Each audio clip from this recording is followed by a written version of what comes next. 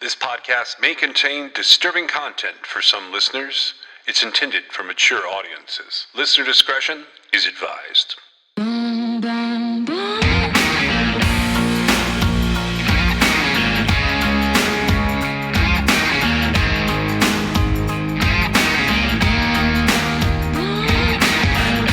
This is True Crime XS.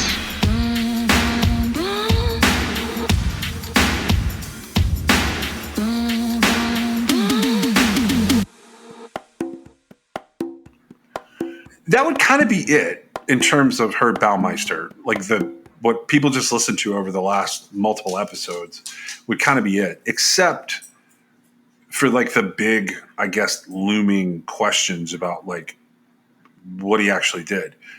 This is one of the creepiest cases I read for a number of reasons. Like, first of all, from the perspective of like what kind of seems like it has to be the case, and that's the Fox Hollow Farm killings. They pretty much have to be Herb Baumeister.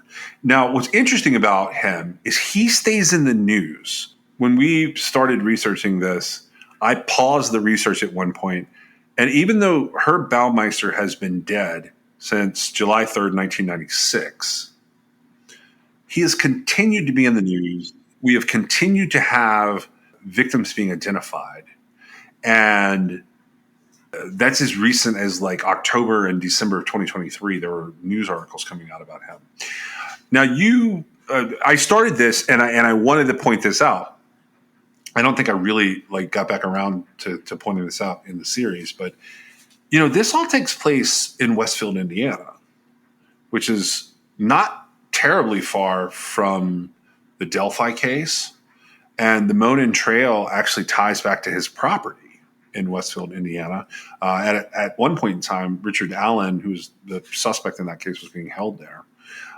You pointed me down this crazy rabbit hole, which was these bizarre, like, sort of extra media parts of this. There's a book that came out about this and a movie, and that is that Fox Hollow Farm might be haunted.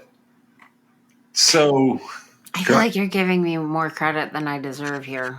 Well, no, I always find it interesting when we have something crazy happen. So where this comes from, and you can find this on multiple sites on the internet if you just look for Fox Hollow Farm hauntings. And there's this bizarre movie that's made. And it looks to me, this is one of the most disturbing articles I read in all of this. It's actually an article from First Alert 4, and it's from January of 2022 by a guy named Bob Cyphers. He writes it out of Carmel, Indiana, is on the slug line. It says there are ghost trips, and then there are really ghost trips. Carmel, Indiana sits just north of Indianapolis. And in Carmel, ghost hunters annually flock to Fox Hollow Farms, considered one of the spookiest places in America. For $10, you might hear voices. Footsteps may be following you. Visitors have reported feeling punched and pinched. One even felt that they were being choked. It's certainly possible. After all, this is where Herb Baumeister called home. After Robin Fuldauer was found murdered in broad daylight in a busy Indianapolis shoe store and without many leads, detectives began scrambling. There was no vehicle in sight. One witness described seeing what he thought was a homeless man in the area. Another saw a hitchhiker. Someone saw a man running, and none of them proved fruitful. But then the phone rang. The killer had struck again, just 3 days later, killing 2 females 700 miles away in Wichita. Ballistics from both crime scenes matched. The gun was the same. The crime scenes were similar. A small store in a strip mall, and women with brunette hair. Police in those cities suddenly had a serial killer on their hands. But how so close together and so far apart? Police were certainly no longer looking for a homeless man or a hitchhiker. Some thought he must have been a truck driver to make that long-haul trip. But where was his rig? It certainly wasn't parked in any strip mall. The phantom killer appeared and disappeared into thin air, and detectives only had one thing to go on. Were there any other serial cases in their midst? Just a little over a month before the I-70 killing spree began, Donald Waterhouse shot and killed his parents inside their Dyersburg, Tennessee home. That might not seem like a connection, but as the police followed hundreds of leads, it was soon apparent that Waterhouse bore a striking resemblance to the composite sketch. And like the I-70 victims, he shot them in the head with a .22 caliber weapon. After the shooting, Waterhouse fled and headed north. His truck found abandoned later in East St. Louis, right off of I-70. He would not be captured until October, 6 months after the I-70 murders, and those placed him in the Midwest during the time of the killings. Investigators in Indiana, Kansas, and Tennessee all began trading information on Waterhouse. So he's coming up next on our list. Then there was Donald Blom. He also matched the composite sketch, owned a .22 caliber weapon. He had a long rap sheet. In 1975, Donald Blom was convicted of kidnapping and raping a 14-year-old girl. He was sentenced to 40 years, but only served 3.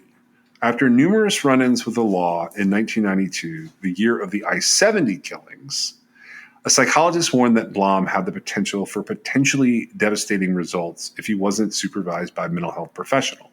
In 2000, he gets convicted of murdering a 19-year-old girl in Minnesota, and he is, as of 2022, he was serving a life sentence without parole, but police always suspected he was a serial killer. Then they talk about Neil Falls in this article. Neil Falls was pulled over by police in 20 states. In the spring of 1992, he was living in Greensburg, Kansas, about 100 miles west of Wichita. Falls was obsessed with military paraphernalia. He matched the early police composite sketch. They're talking about the I-70 killer here as they get to Herb. Police would question him about the murders, but had no physical evidence to connect them. Falls would be killed during a struggle with a sex worker after holding her at gunpoint. And after his death, they searched his vehicle. They found bulletproof vest, a machete, a plastic trash bag, axes, a shovel, knives, bleach, and a sledgehammer. They were able to link those items to murders and disappearances of 9 women in 3 states, including Illinois. But the big fish in the pond was sitting in their backyard. And he was born in 1947, and Herb Baumeister struggled from the start. He was diagnosed with schizophrenia as a teenager. Friends recall him playing with dead animals and bringing them to school. There's actually video of him. You've seen the video. I know we talked about it earlier in this, but he's playing with a dead animal who's been run over by a paint truck.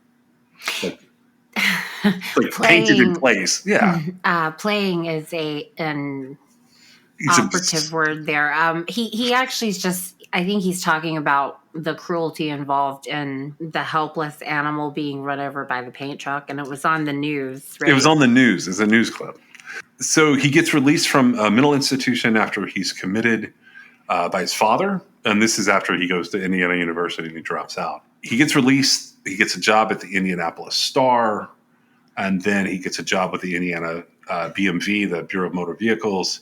And then it was discovered that Herb had peed on a letter that he sent to the Indiana governor. So that ended that job. So he gets married. He has 3 children. They borrow money. He opens his Save-A-Lot store. Business booms, and he opens a second store. And he ends up becoming a fairly important person in the community, and he purchases Fox Hollow Farms. Fox Hollow Farm sits on 18 acres of wooded land and has an 11,000 square foot Tudor-style mansion on it with an indoor swimming pool and a riding stable.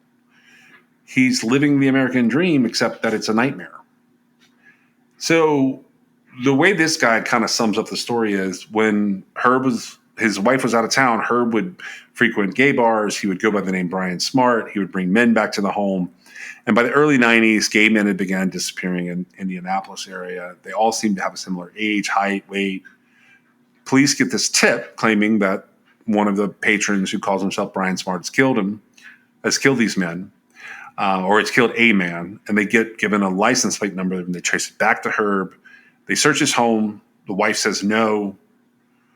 Eventually, according to this article, the writer says that changed later when one of the Baumeister children found a skull while playing in the woods. These events are out of order in this article. Julie went into the woods. She finds a pile of human bones. She questions Herb about it. He claimed it was a medical skeleton left over from his father years earlier. Anyways, the Save-A-Lot business starts to suffer. The marriage was never doing well. And this author says that it starts to suffer. But the truth is, it was always suffering. Julie began to wonder. So her husband goes out of town, and she calls the police back. They search Fox Hollow Farms. It doesn't take long. They find thousands of bones. Bones and body parts barely covered with leaves are sitting, just right behind the mansion, this Tudor-style mansion. They basically find 11 bodies. They declare it a mass disaster scene. And, Herb somehow, in the middle of all this, he gets lumped in as having killed at least these people and potentially 9 more as, quote, the I-70 Strangler on the Interstate 70 between Indiana and Ohio. Julie Baumeister tells the police that her husband made hundreds of business trips from Indianapolis to Ohio. He's always using I-70. In all, authorities now say that Herb may be tied to nearly 30 murders around the Midwest. So this is a serial killer starting in the early 90s in Indianapolis with bodies all along I-70. And it's enough to pique the interest of investigators, even with like the different sexes of the victims, because this guy's saying men and women are on this. But Baumeister's slightly taller than the composite sketch of the serial killer. The weight may have matched, light hair, the boyish face. There was no suspect to search for. Baumeister flees to Canada. He leaves behind a suicide note, doesn't mention any kind of killings. He said that he was going to eat a peanut butter sandwich and go to sleep. And then he put a .357 Magnum to his forehead and he pulls the trigger. So Fox Hollow Farms gets put up for sale. It sells for about a third of the original asking price. It's a tourist attraction now where you can hear voices, footsteps. You can maybe get pinched or punched. You might even get choked. So this is an article about Fox Hollow Farms. And I would say this article pretty much sums up what the movie is like. I don't actually recommend that anybody watch it unless you're just totally into nonsense. But I thought I would use that as kind of a bouncing off point to talk about Herb for a second. They never clear up for me in anything I've been able to find, and I've had a couple of records requests in on this case that sort of are either dragging really, really slowly or just aren't or there's no information available. I cannot figure out how they tie him to the I-70 Strangler case behind being, quote, Brian Smart. I don't actually know, this gets complicated for me, and I was going to ask you how you felt about this. I don't think Herb is both of these. Do you? Both of who? So I believe that Herb killed the people that are found on his property. Yes, and that's more than likely all. I'm not sure that he's responsible for all these I-70 Strangler killings because I'm not totally sure there really is an I-70 Strangler. Right, and he's not the guy in the... I'm confused a little bit, but is the article implicating he could possibly be the, shooter? The article is just talking about serial killers tagged to I-70. It's a little nonsensical, which is why I picked it. He for certain is not that guy. Right. We haven't even gotten there yet. We haven't even gotten to the I-70 killer part of this yet. Right now, I'm pointing out that this article is written in January of 2022 by someone who has written quite a few articles for a pretty good source. Well, okay, because I was a little bit confused at first. I was like, wait, where's this going? Okay, so I do see where the inferences are being drawn, but that is it's kind of a reach, in my opinion. It's not even kind of a reach. It's a whole different set of motives. It's a whole different... Well, right, because what we know about Baumeister, it basically comes from a would-be victim who ended up not being victimized, right? As this has kind of unfolded, we've heard basically what happened and what possibly would have happened if it had continued. And so the type of killer that he was,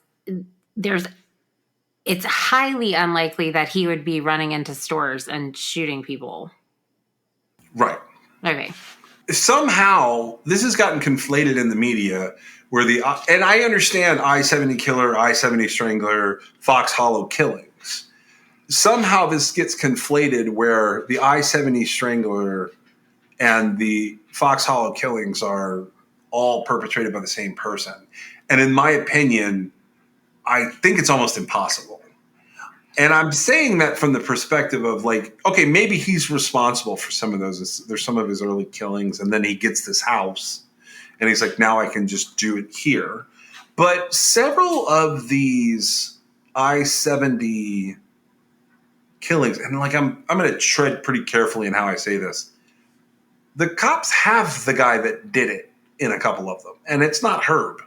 Well, right, and unless it's kind of all lumped together, none of those cases are probably going to be solved, right? I mean, yeah, well, as long as it's lumped together, it's not going to be solved. Like, unless they clear it unless they erroneously clear it. Is that what you're saying? I'm saying that, like, at least if they say that, like, this dude who had all these bodies found on his property, okay, those are definitely his victims, okay? There's not going to be a situation where they're not his victims.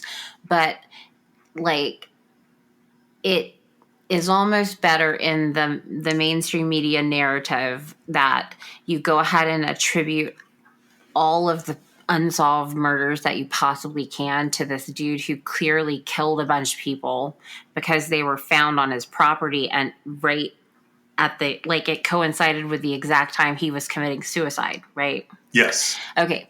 And so that brings this sense of, like, relief to anybody that would take a notion to, you know, look into this, right? Yeah. And I feel like if they don't do it that way, right? Like, you've got this guy, he clearly committed quite a few murders. Let's just say that, like, and it's not necessarily wrong to say, like, there were similar things happening in some of the cases. It's just without that, like, none of those cases that are unsolved are being investigated. Yeah, unfortunately, they're not for a number of reasons. These are victims who have, like, I could be shocked that there's an investigator somewhere who still, like, has this stuck in his craw and he's trying to figure it out.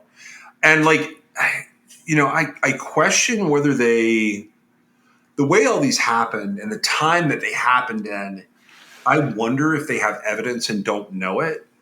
And somehow I kind of doubt it.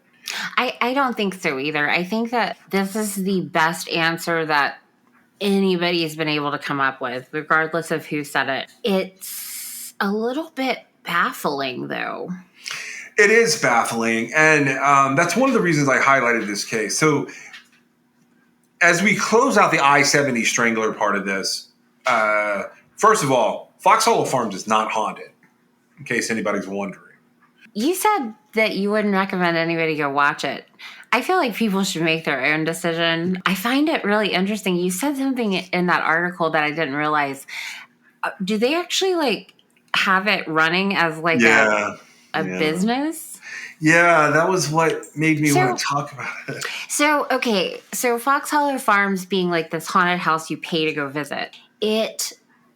I think a lot of times when we have this, like, extrasensory version of a case, and this is it's kind of novel in that you don't have a situation where you've got, you know, bones used as gravel in the driveway at very many people's houses, right? Right. Which is what occurred here. And I see it as this kind of coping mechanism because, like, what happened was legitimately so horrible that if you don't add some sort of light to it, it's almost like you almost can't bear the thought of it. And that's what I saw in that. It's kind of a documentary, right? Yeah, it's an independent documentary. This case has been, just to clarify, this case has been covered a lot. You can find it on the History Channel. On Perfect Crimes had an episode. A&E has a couple of different one-offs and episodes of, like, ongoing things that cover it. It's featured on True TV. It's featured on Discovery or maybe ID channel. Paranormal Witness has an episode of it. Ghost Adventures has an episode of it. The specific film I'm talking about is A Haunting of Fox Hollow Farm, which is an independent documentary. It's not that it's not entertaining in some way. It's still a little nutty. I agree, but again, I feel like it's a coping mechanism. I didn't realize they were charging people for it. That's a little weird, but somebody owns that property at this point. That's not the Baumeister family, right? Yeah. Obviously, all that stuff had to have been disclosed. Well, I guess so. I don't really know if that varies from state to state. But so anybody purchasing this property would have to be made aware of what had happened there. And I'm not really sure. I feel like it could be intriguing up until the point that you realize that like it completely devalued your property. That this could be some sort of way to deal with that. I'm not really sure though. I watched quite a bit of I don't really know what to call it. I've watched quite a bit about the hauntings and the extrasensory kind of lure that this particular property has been said to have. And man, I guess I'm just like a born skeptic because to me, it's all just, I watched it probably with less of an open mind than I thought I had. Well, yeah. I've tried to wrap my head around how all this got together. I thought I would be able to figure out how they got him to being the I-70 Strangler. But unfortunately, on its face, the I-70 Strangler case falls apart in a couple of different ways. The primary one being that there's not really – I think you have a bunch of one-offs and then a couple of maybe linked cases in here.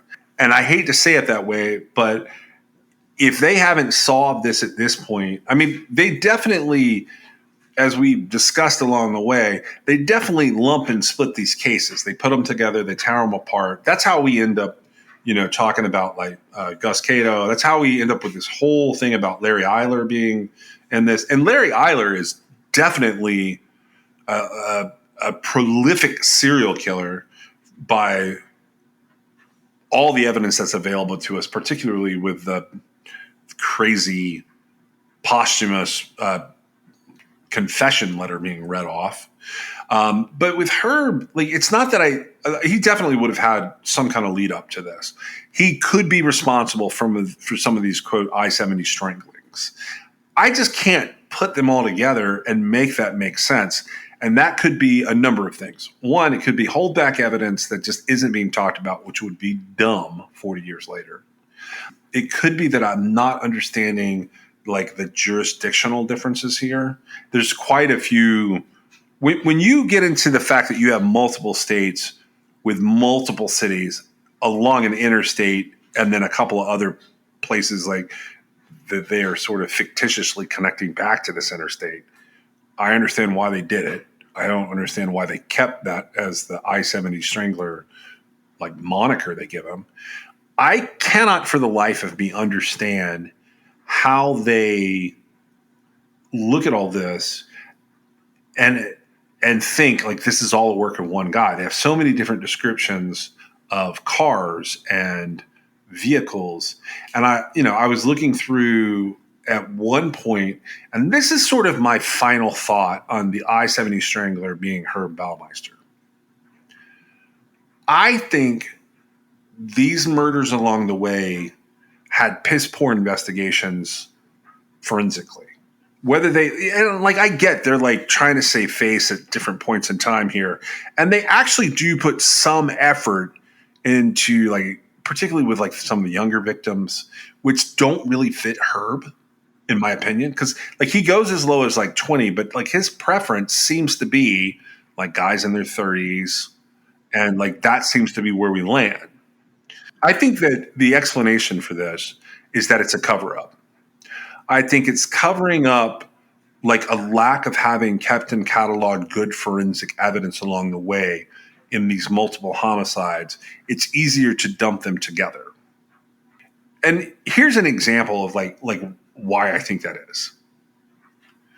If you look at the time frame on this, this is going to be right after in terms of 1996 being when they sort of lump all this together in 1999, this is right after we've had a pretty good look at investigators in different jurisdictions taking a lot of crimes and dumping them. And I will always stand by what I said about Henry Lee Lucas and Otis Toole. And I think this situation might be similar to that.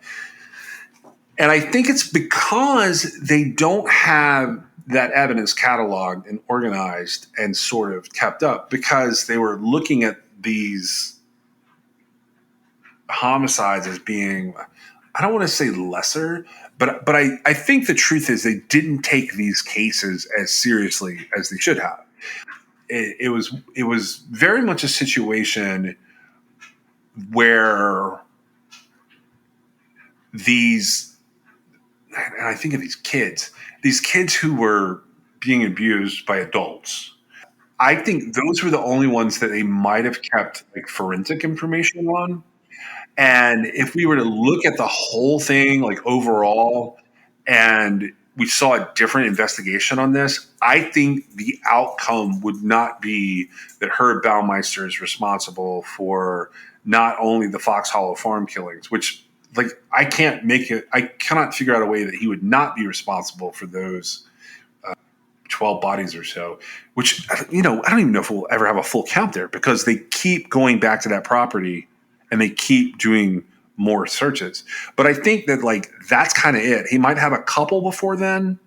I cannot imagine this guy getting away with, I think one count was like 30 some bodies, and then one of the minimum counts I read was like 24 bodies. I just don't think that Herb is responsible. That doesn't make him any better. I just think it's kind of out of laziness and convenience that we end up here with. And I noticed when I was pulling through the sources, I noticed he has like a Wikipedia article that now has on it the I-70 Strangler cases like affiliated with him. And I just don't think that's accurate. I think they potentially have some evidence that would point to who really did all of that. But I think there's a possibility that there was someone operating on the fringes of the Herb Baumeister debacle that has never been caught. I also think that it could be like numerous people with one-offs, right? That's the other option there. Yeah, I think a couple of them. Here's my thought on that. I think a couple of them are definitely one-offs. They did it because you have those type killers that we talked about, like Larry. I think not everybody escalates to serial murder. Some people they just hate themselves, and they end up. They do it once and they don't ever do it again, but they have guilt for the rest of their life. But I do think some of the disposals that we see, because of the way the time frame, I think some of the disposals start to be kind of copycatish. Not that the murders are copycatish, but that like, oh my God, I remember there was a body at that place. I'll go to somewhere relevant like that and throw them out in this rural place. So I think that like ties into it to some degree. I genuinely think there's probably someone out there with 4 or 5 bodies that has never been caught in that area. And I think the rest are like you described. It's a bunch of one-offs. But I will qualify that by saying that doesn't include Fox Hollow Farm. That's going to be Herb's. Ever how many bodies they end up finding there. Right. And I don't even know, I don't know to what extent anything's happening there. I know that they had done some investigation. I know that they've recovered like over like 10,000 pieces of human remains or something like that. It's not too hard, especially the specifics of the Fox Hollow Farm murders. There's a pretty specific sets of circumstances happening there that led to those victims. I was hoping that at the end of all this, I was going to have it sort of make sense. That has not occurred. So. Yeah, and there's so much media to consume on this case, and like I would say that like if you want a rabbit hole and you don't currently have one in terms of like, applying sort of the crowd-solve mentality, I think the more people that look at this, the better. And I think this case, because I read that like in October 2022 they were doing searches out there. I read that they have more DNA that they found. At one point I read they thought they had 17 victims sort of isolated DNA profile wise. By the time this goes to air, I don't know if that'll change again. And like, I know I keep changing numbers because that's what's available in the sources. And this is an interesting case because it didn't have what I normally default to, which is the ability to go through court records. When I don't have court records, which allows me to sort of narrow down and make a timeline, and I don't have like really clear cut examples of people talking about evidence, cases like this of this magnitude, they get confusing for me. And I don't think the media is even really clear on what's happening here, in my opinion. I didn't know if that was where you landed on this too. I think the media has most certainly jumped to every sensational conclusion they can.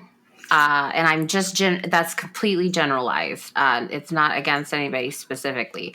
But this is a sensational case that, time has passed now, because in a couple of years, it'll be 30 years, right, that have passed since he committed suicide.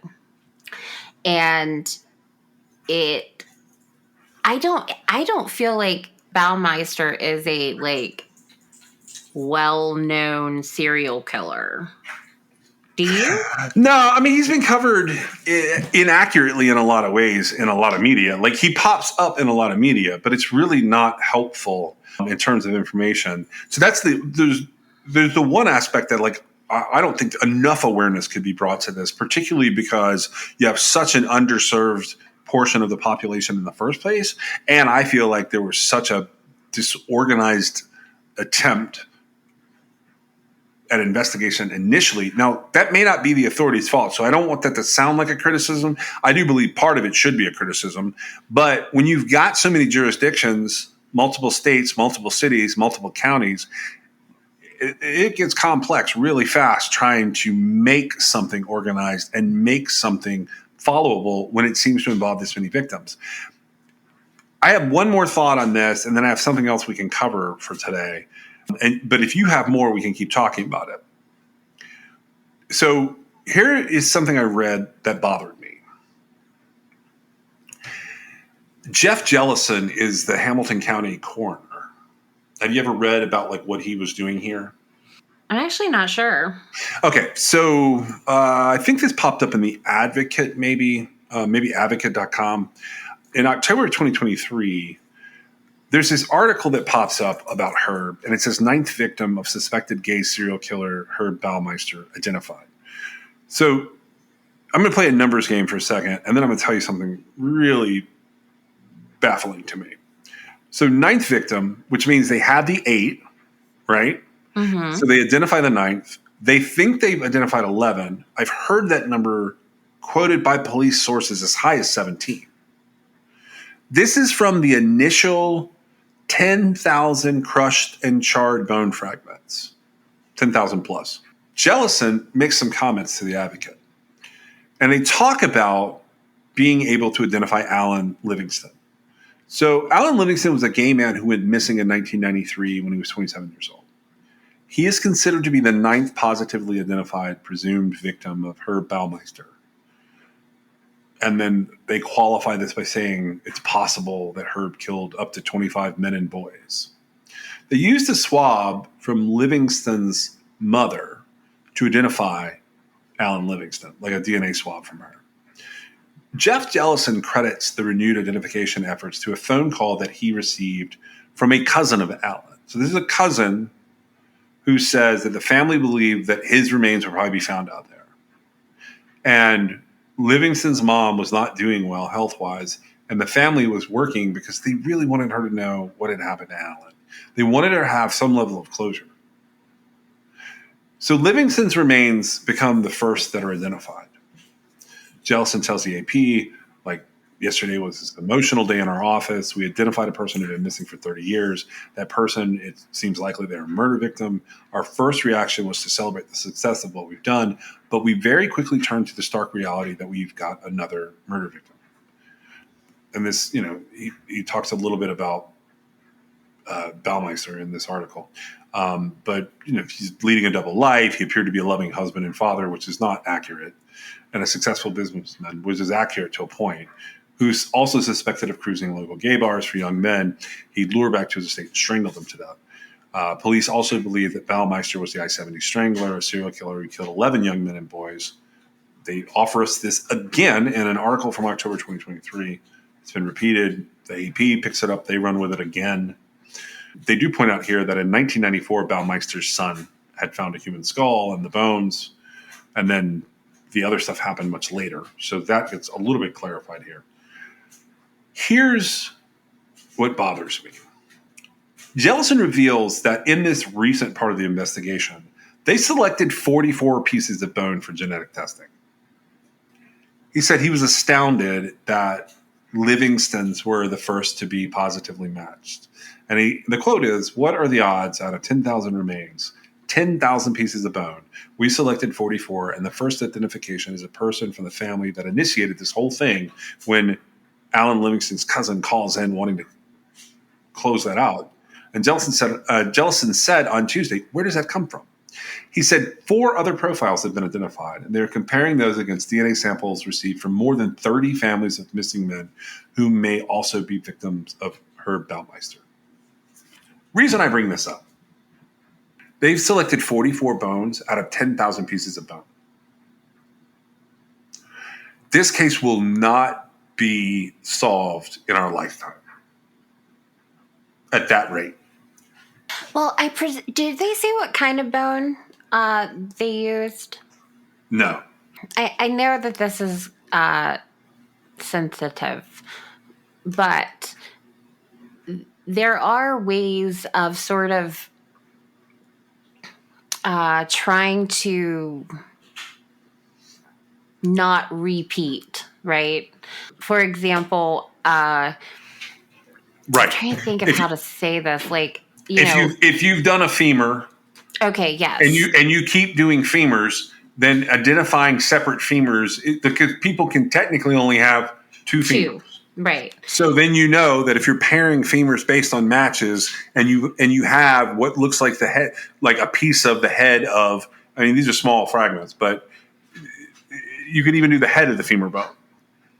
Right. And so I imagine, so out of the 44, there was a total of 4 people identified? I think it's 5. 5. Okay, 4 additional. Yeah, he said there were 4 other DNA profiles that were identified. Okay. Here's the other thing about those 44 bones, though. They're charred, they're broken, they're aged. So some of these bones were literally burned and crushed. Right, and it seems like there wouldn't be great candidates, right?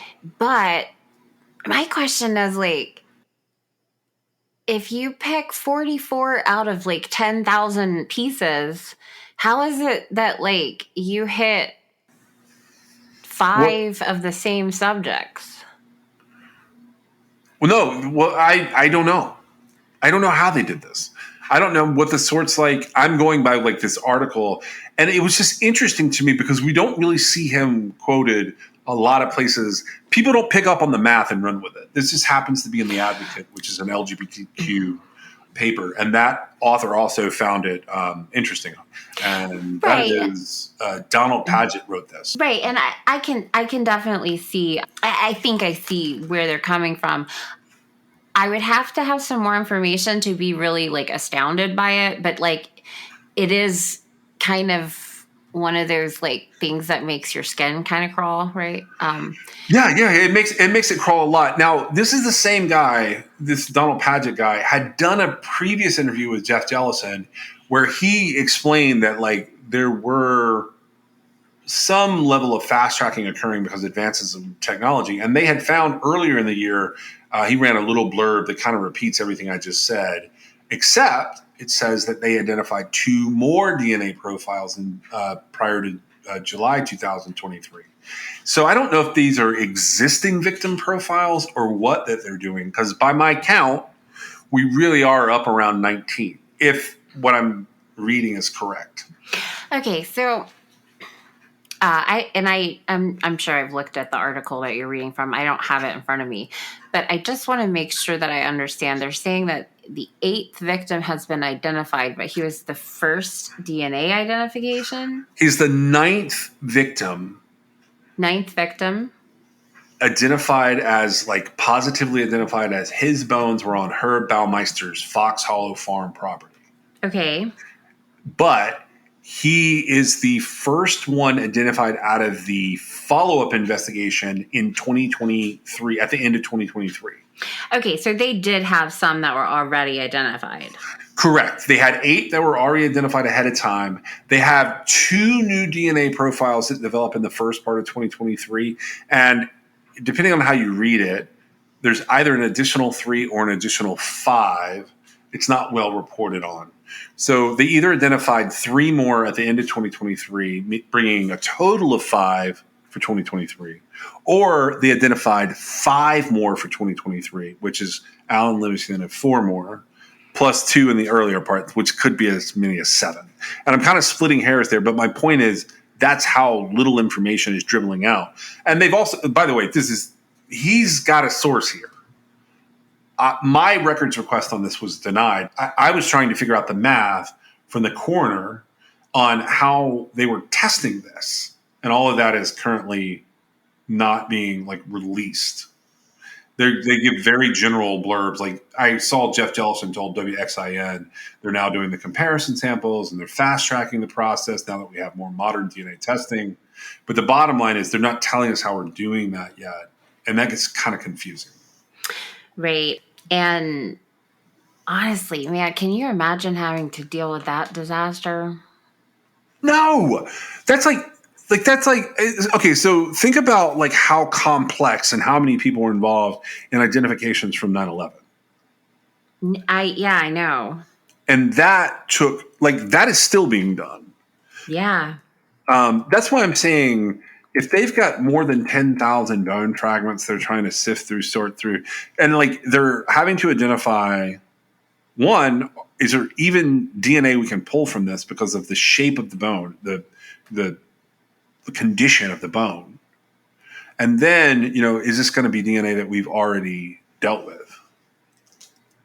Right. Like another part of a body that we already knew was in there, which I'm not saying there's anything wrong with that.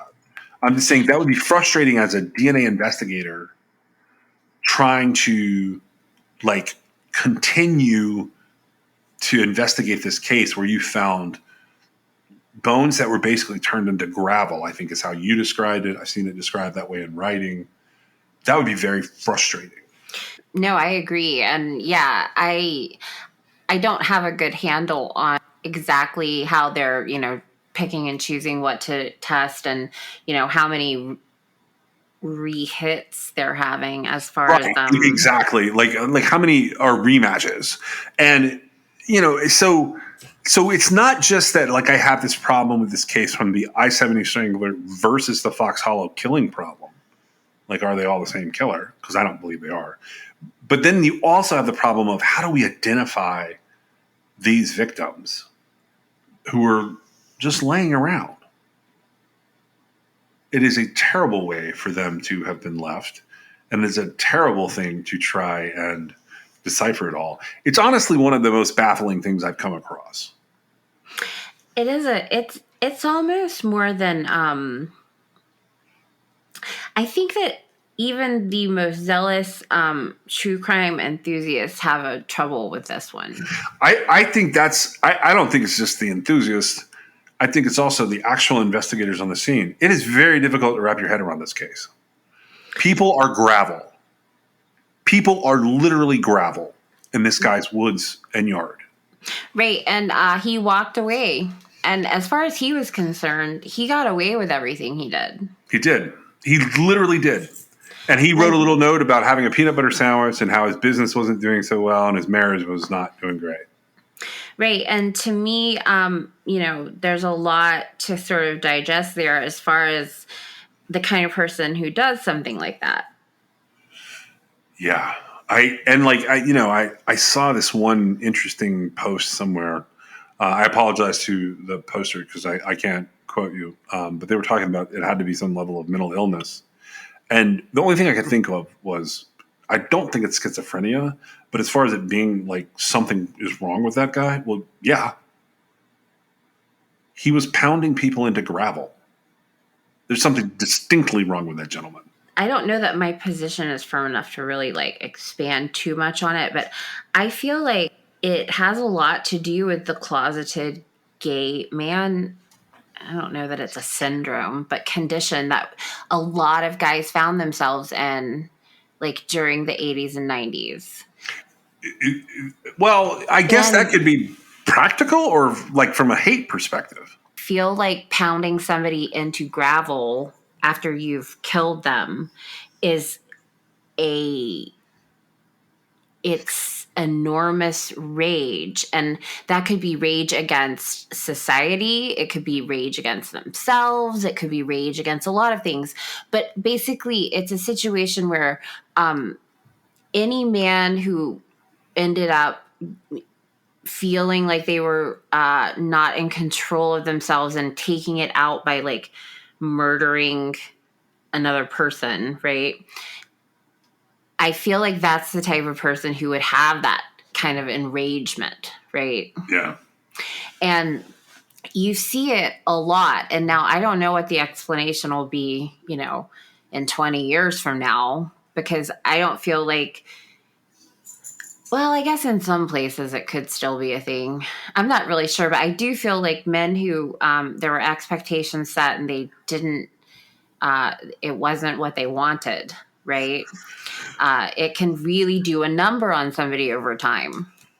Yeah, there's also probably arguments to be made for the dehumanization and the depersonalization that come with that, where you're rationalizing, like, I hate to say it this way because these are victims of very violent crimes and a very deviant mind, but they might be seen more as objects by him. Like, it's possible, yeah. I feel particularly after death. I feel like to some extent they would have had to have been. Yeah.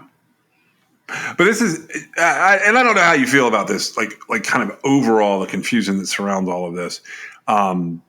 This is one of the, and I know he's not the only one. That's the thing.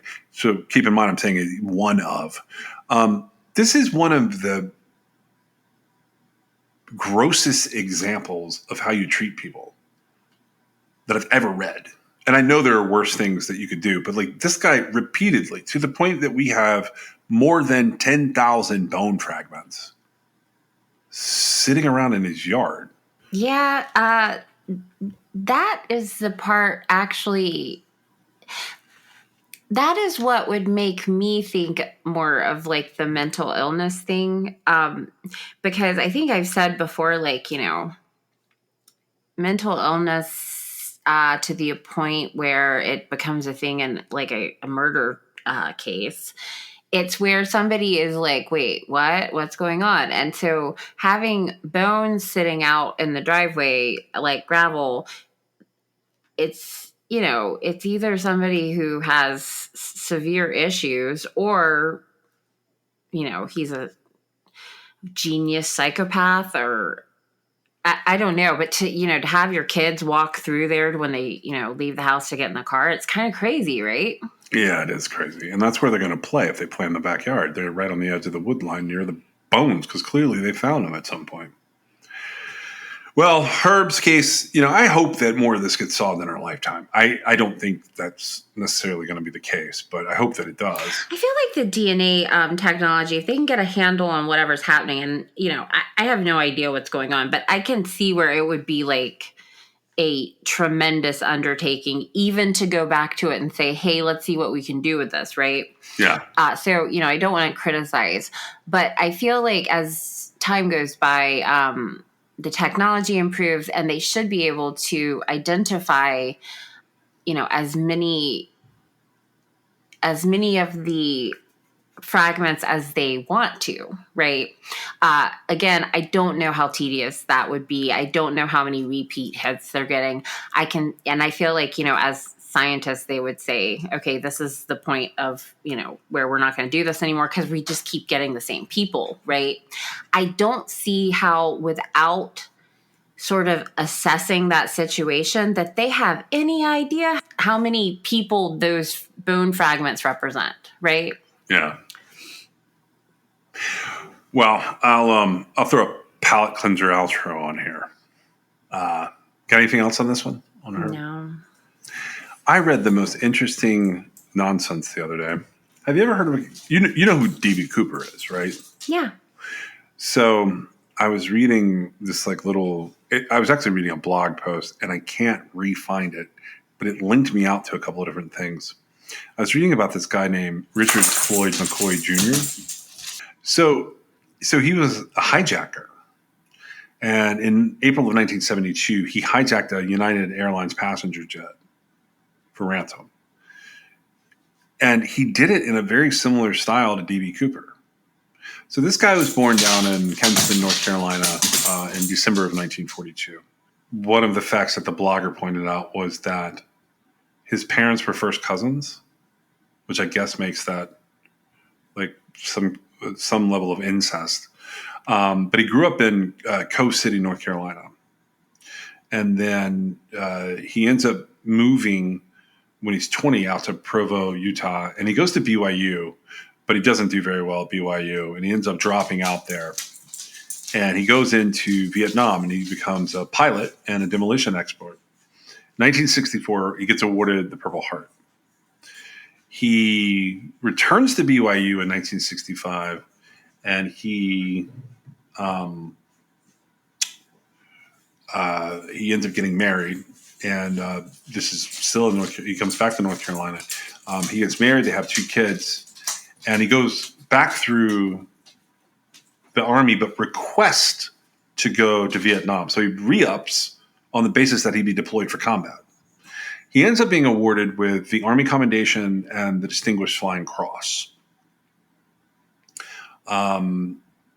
He comes back home, and then he goes to Utah, and he serves for a while as a warrant officer in the Utah National Guard. He's a skydiver. He's kind of a thrill seeker. But on the side, he's like studying law enforcement at BYU. He tells his wife and family and friends, at least according to what I've read about him, that he wanted to be an FBI agent. So April 7th of 1972, he gets on United Airlines 855, which is going to go from Newark, New Jersey to Los Angeles, California. It's got 85 passengers, and I think 6 or 7 crew on board. And he is using the name James Johnson. But he gets on, so this is a Newark to Los Angeles flight. He gets on at a layover in Denver, Colorado. And the aircraft is a Boeing 727 that has aft stairs. So that's going to be similar to the aircraft from the November 24th, 1971 D.B. Cooper incident. And this guy looks just like him, by the way. So he gets on, and he ends up escaping mid-flight by parachute. He gives the crew similar instructions to what D.B. Cooper had done. He gets a $500,000 cash ransom. He pulls this off carrying a hand grenade and a pistol. He almost gets away with all of this. But police began investigating Richard McCoy, because a motorist phones in a tip. The driver had picked up Richard McCoy, who was hitchhiking at a fast food restaurant. He was wearing a flight jumpsuit, and he was carrying a duffel bag. And he had also described to one of his acquaintances how easy it would be to pull off like a hijacking like D.B. Cooper did. So they're able to match him through fingerprint and handwriting matches, which people fall different places on handwriting analysis anyways. But he gets arrested 2 days after the hijacking. He was on National Guard duty flying one of the helicopters that was involved in the search for the hijacker of Flight 855. Inside his house, FBI agents find a jumpsuit and they find a duffel bag filled with cash totaling $499,970. Yeah, I'm pretty sure that sealed the deal right there. So he claims innocence, but he gets 45 years. And then he gets incarcerated at Lewisburg, Pennsylvania, in the federal penitentiary there.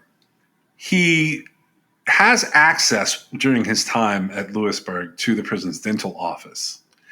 And he starts stealing dental paste. And he and a crew of 3 guys, Joseph Havel, Larry Bagley, and Melvin Walker, they start to make an escape plan. And he takes this dental paste he's stealing and he makes it into a fake handgun. And on August 10th, 1974, they take the handgun and the 4 of them commandeer a garbage truck and they crash it through the prison's main gate. A couple days later, there's a bank robbery and Joseph Havel and Larry Bagley, they end up getting arrested after a shootout at this bank robbery. 3 months later, they finally find McCoy in Virginia Beach, Virginia. And so this is November 9th, 1974. McCoy walks into his home, and he is met by FBI agents Nick O'Hara, Kevin McPartland, and Gerald Houlihan. He fires a shot, and the agents all open fire, and they kill McCoy. Melvin Dale Walker tried to flee in the getaway car that they had used, but he gets apprehended after a short car chase. 2 other FBI agents, Richard Rafferty and Henry Boland Jr. How weird is that? Which part? All of it. Are they talking about toothpaste?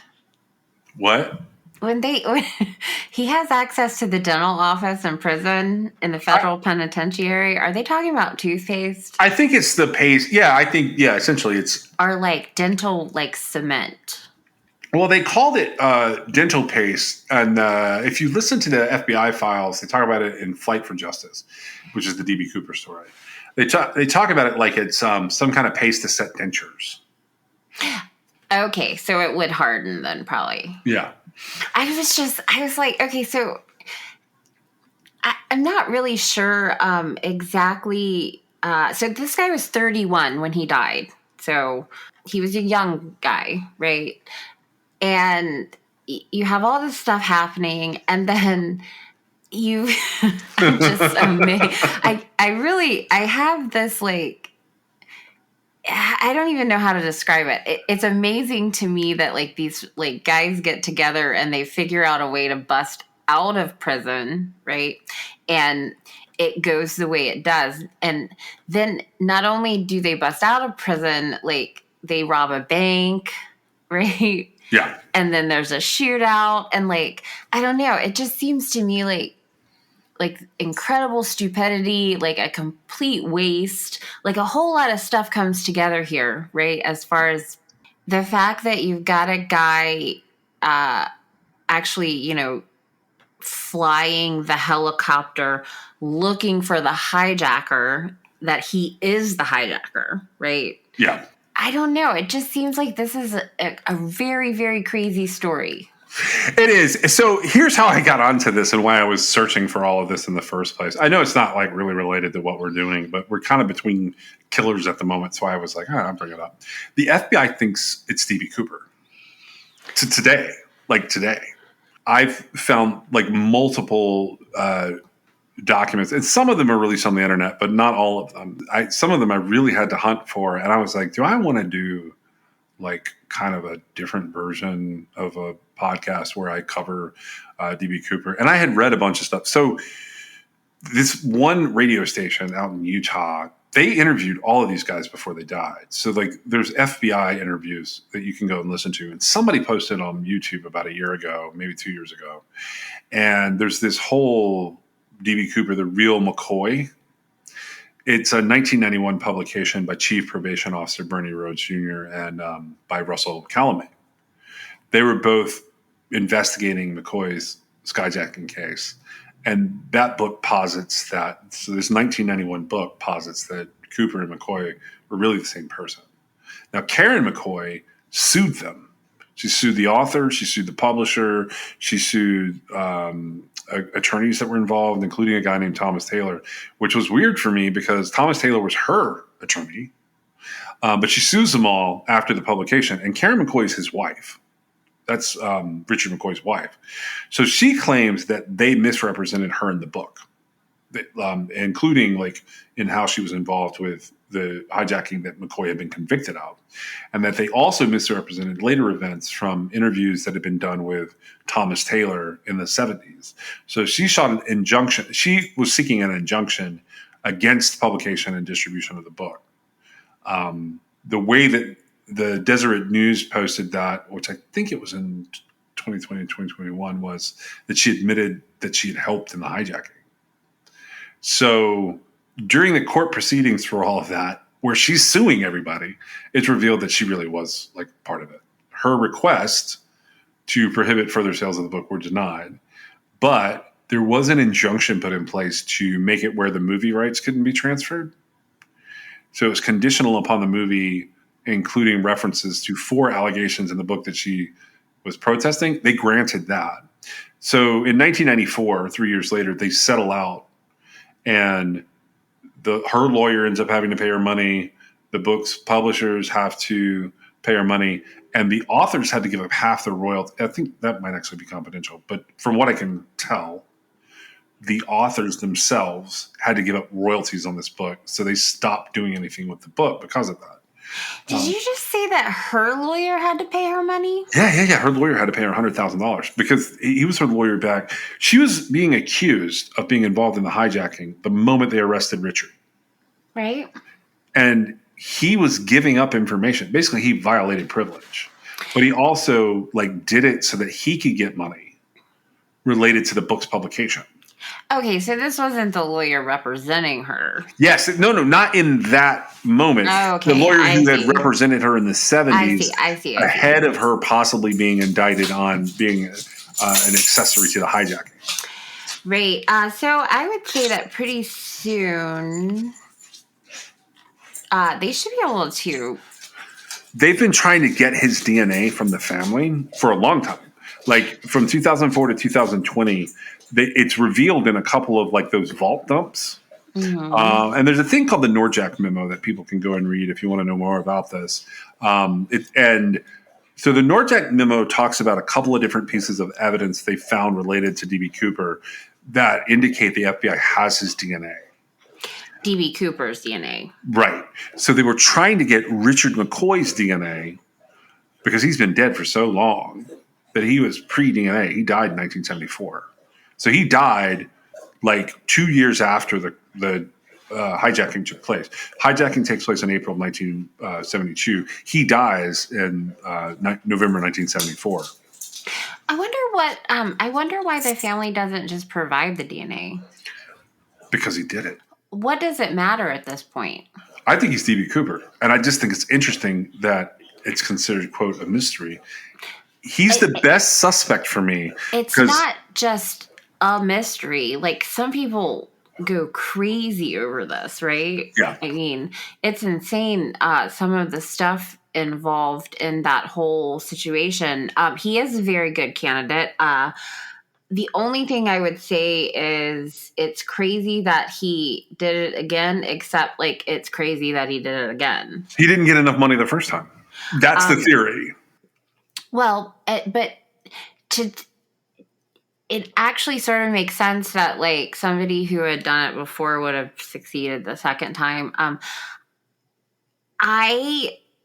That $499,970 in his bag, right?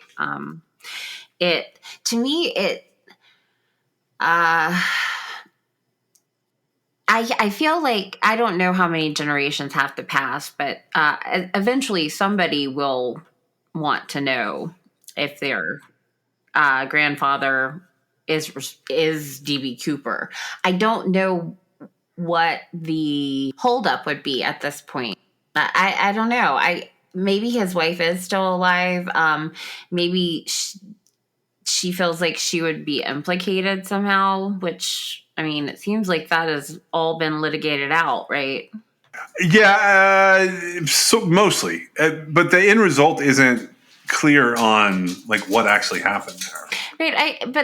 I don't know what the statute of limitations is on hijacking or conspiracy to commit or accessory to hijacking, but I'm guessing it's probably passed. Oh, that's interesting. I didn't think about that. Because nobody died here. Okay, now a lot of people. It was inconvenient. It was possibly frightening. But he didn't kill anybody, right? But if I remember correctly, okay, so 1972, it probably would have been unless they got him a federal charge I don't know about, it probably would have been like a 5-year statute of limitations. But I think somewhere in here, I read that they had indicted D.B. Cooper in absentia under the name Dan Cooper. D.B. Cooper is wrong. That's still not his wife. Correct. So the statute of limitations, that indicting him isn't going to toll anything for her. Right. Unless they somehow said any accessories. And I mean, but then you're getting into some pretty dicey territory as far as like, being able to do things like that. Yeah.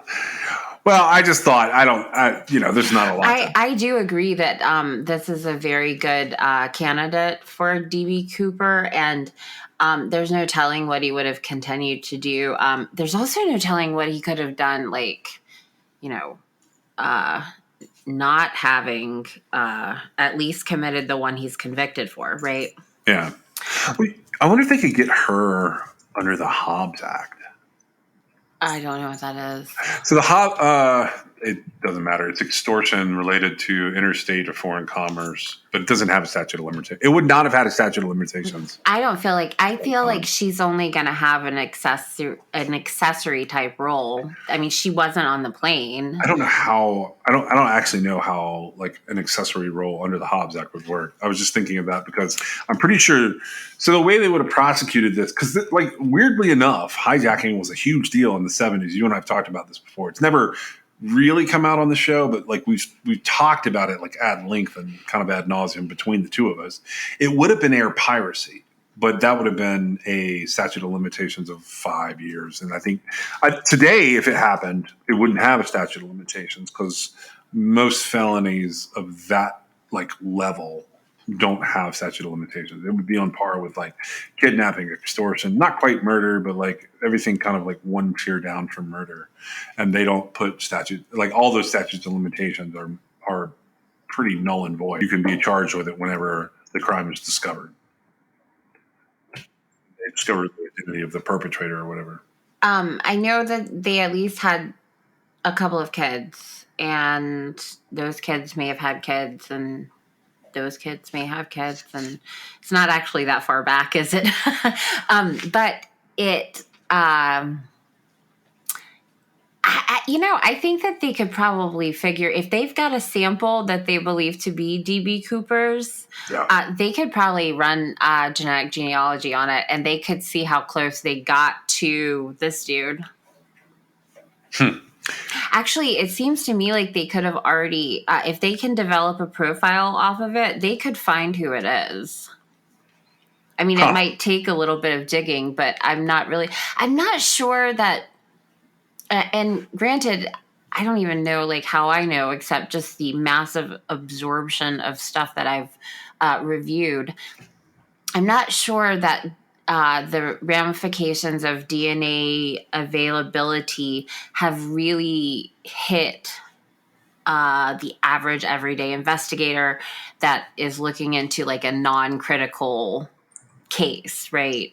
Yeah. So I'm not sure I'm not saying that it's easy because it certainly has complications involved when you're not looking at a direct comparison, right?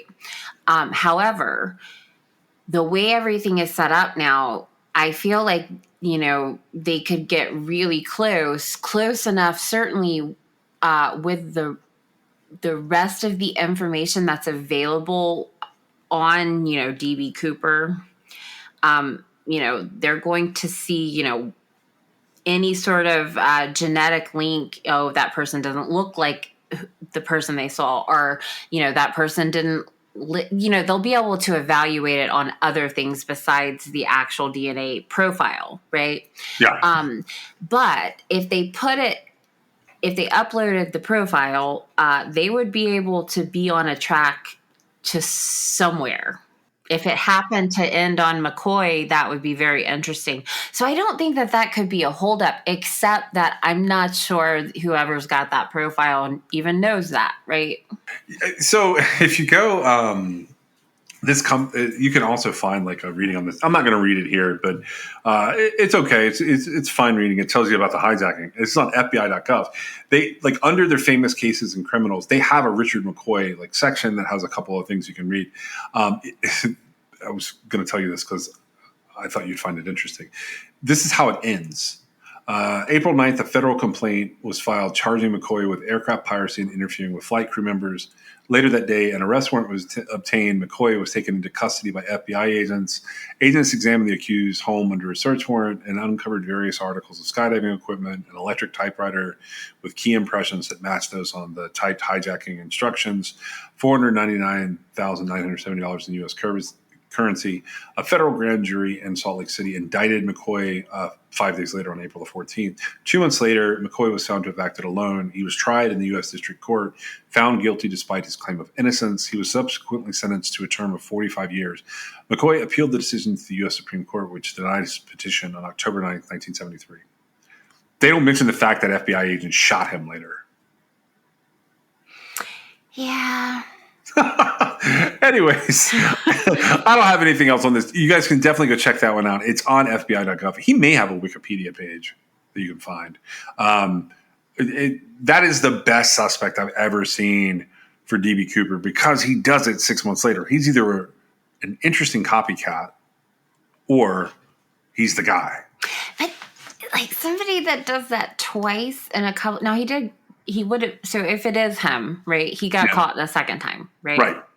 And so he pressed his luck, and it didn't pan out. But like, I just, as I sit here and we're recording our podcast, and I think about like, oh, this is on my to-do list today. I need to figure out how to hijack an airplane, get hundreds of thousands of dollars, parachute off of it. Like none of that stuff ever crosses my mind. And then to think that this dude did it twice, like in a very short amount of time. I get that it's like, I get it's a little much, but like, it's not impossible. I mean, if you do it the first time and you're successful, then why not do it again? Especially when you find out like your wife really likes to spend money and you didn't get enough. That's kind of what I mean. Yeah. That's what it looked like. Because there's a very special niche market for people who are capable of pulling that crime off. Right?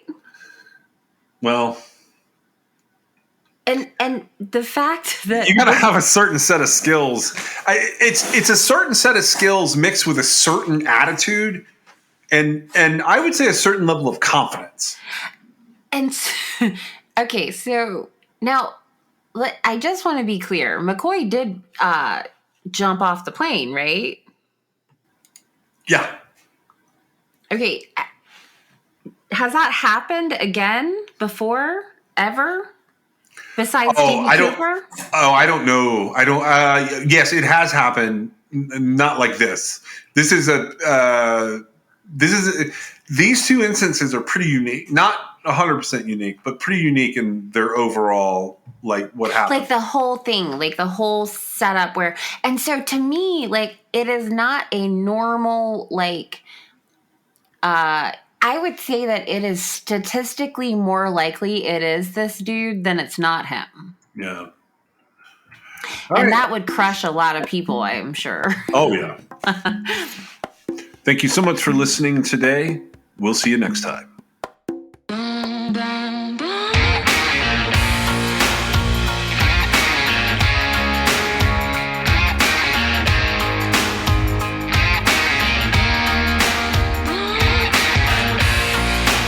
This is True Crime XS.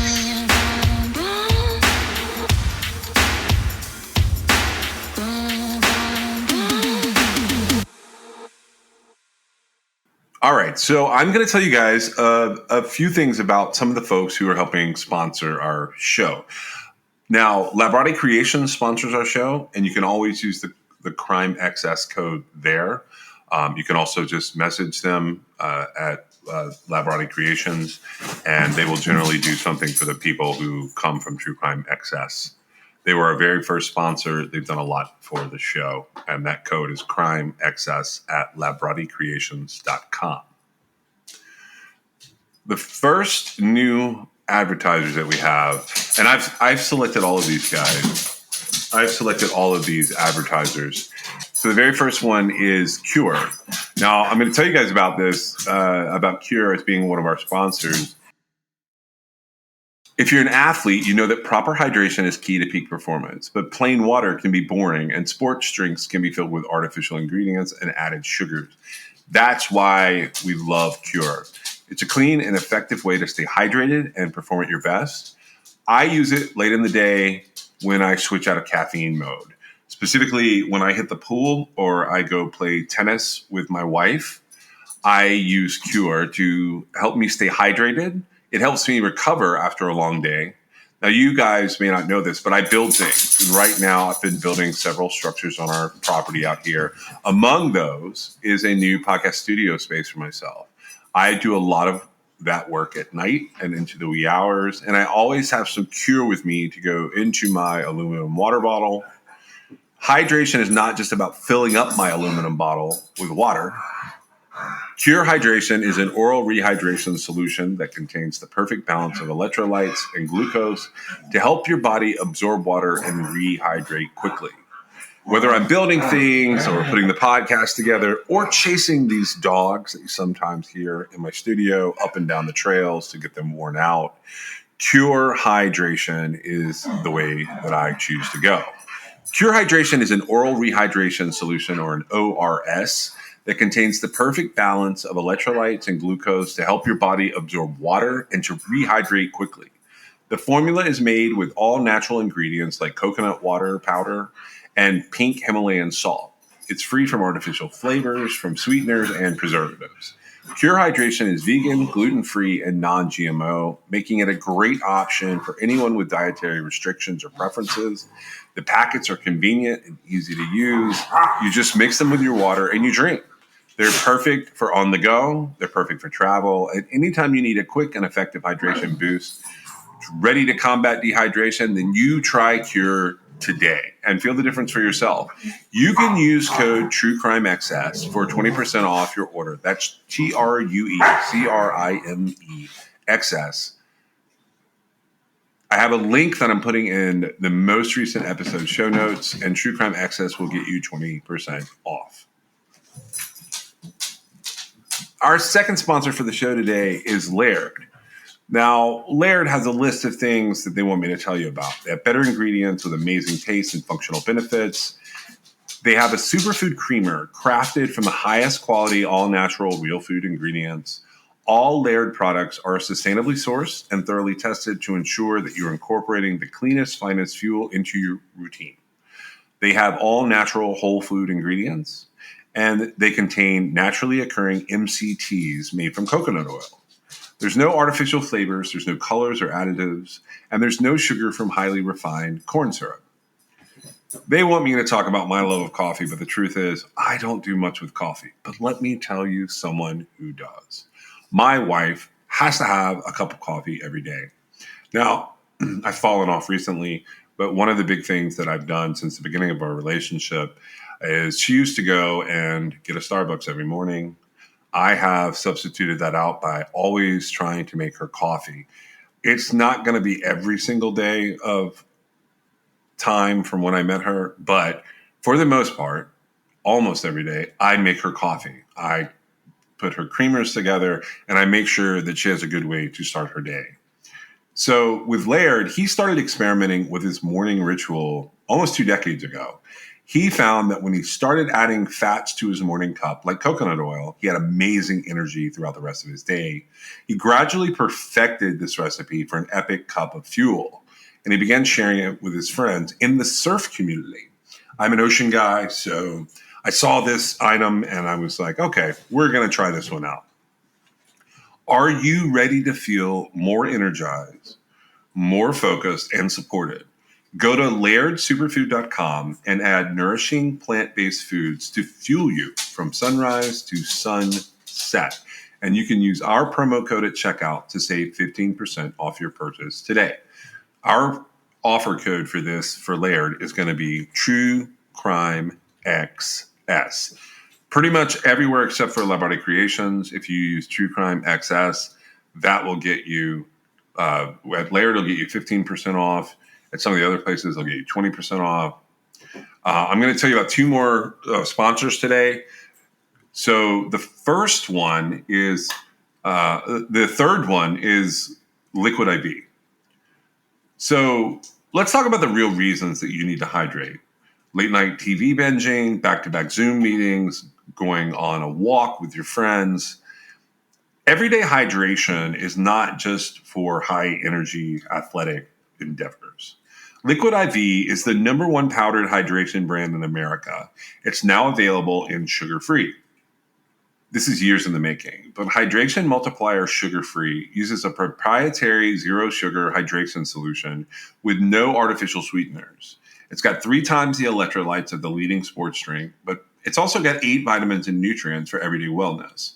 Liquid IV hydrates 2 times faster than water alone. Keep your daily routine exciting with 3 new flavors. They've got white peach, green grape, and lemon lime. I love all of these flavors, but I think that my favorite is probably the green grape. White peach I use as a secondary flavor, and lemon lime I leave here for my kids and my wife. Liquid IV believes that equitable access to clean and abundant water is the foundation of a healthier world. They also partner with leading organizations to fund and foster innovative solutions that help communities protect both their water and their futures. To date, Liquid IV has donated over 39 million servings in 50 plus countries around the world.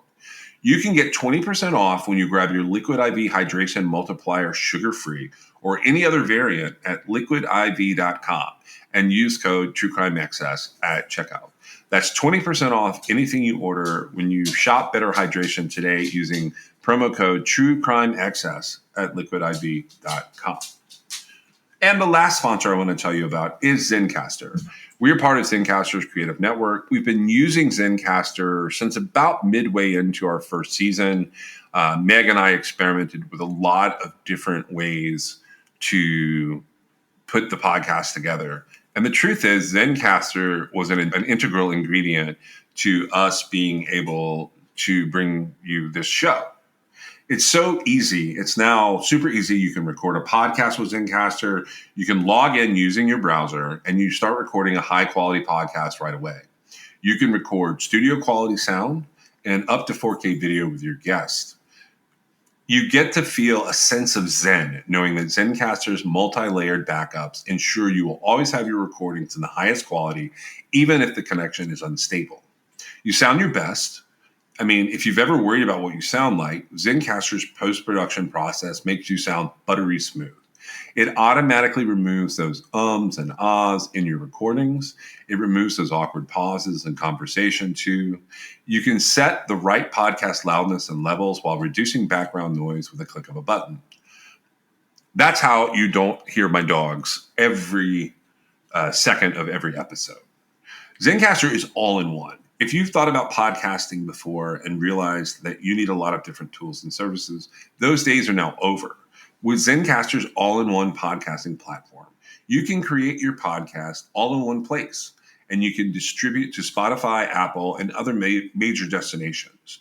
Just go to zencastr.com/pricing and use my code TrueCrimeXS, and you're going to get 30% off your first month of any Zencastr paid plan. You can also check out the other plans they have available. I want you to have the same easy experiences that I do for all my podcasting and content needs. So Zencastr.com/pricing. The offer code is TrueCrimeXS, and it's time for you to share your story today.